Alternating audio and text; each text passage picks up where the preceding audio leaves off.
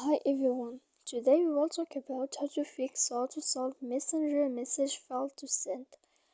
To know how to fix or how to solve Messenger message failed to send, you should just go to settings like this. You will click.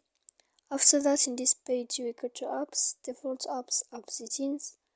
When you will see this list, you will go down to find the application of Messenger and you will enter. Then in this page, you will go to click force stop. After that, you will enter to storage. When you will see this page, you will click clear cache. Then you will go to click clear data. And when you will end all this, you can turn off your Wi-Fi.